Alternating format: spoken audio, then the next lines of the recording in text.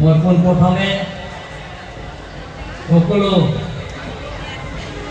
Depot বাহিন্দা স্থানীয় বাহিন্দা ৰাইজক মই ক্ষমা খুজিছোঁ সময়মতে উপস্থিত থাকিব নোৱাৰাৰ কাৰণে সকলোলৈ মই আপোনালোকক মই ক্ষমা খুজিছোঁ। যি কি নহওক আজি ডিপু কেন্দ্ৰীয় বিহু সমিতি উদ্যোগত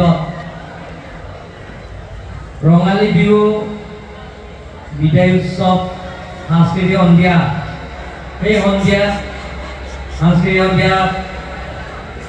সভাত আমি একেলগে অহা তথা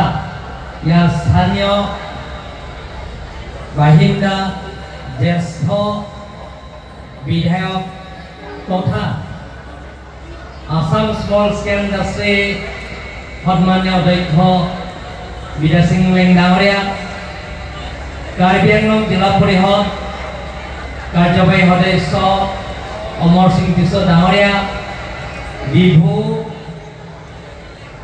সমষ্টিত কাৰ্বি আংলং জিলা পৰিষদ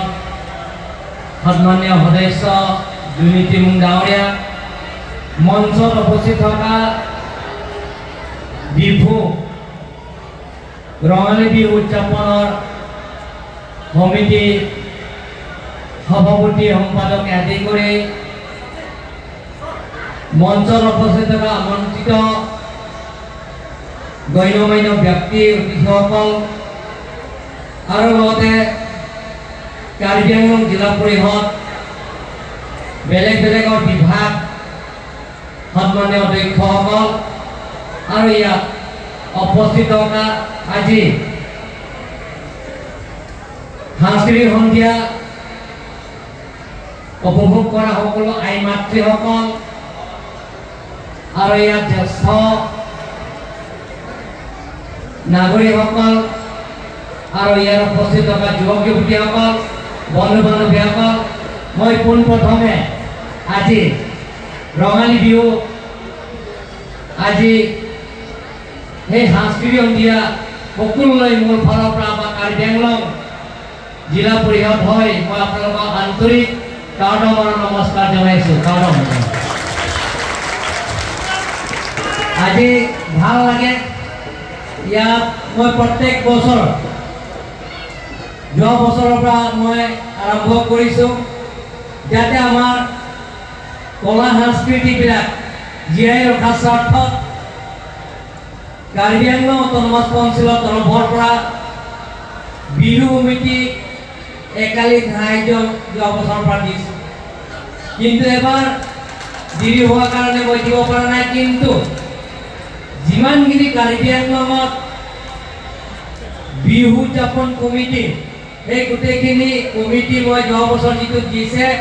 এই বছৰৰ দিন বুলি মই আপোনালোকক প্ৰতিশ্ৰুতি দিছোঁ। আৰু ইয়াত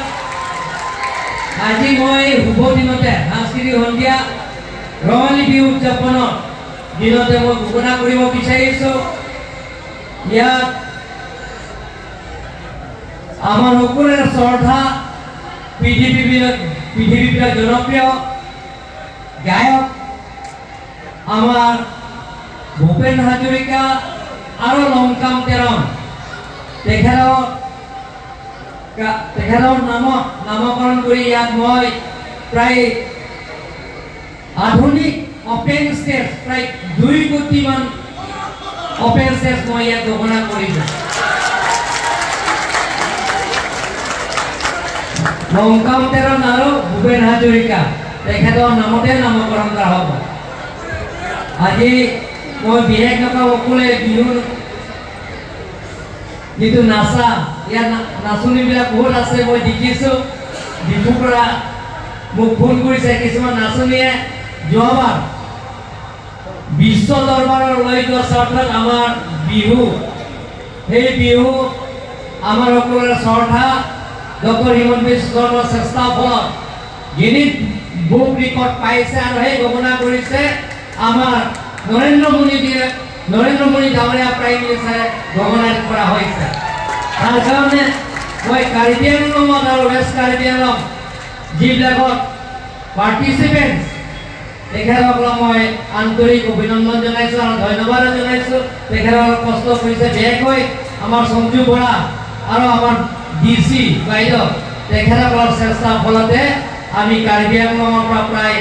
120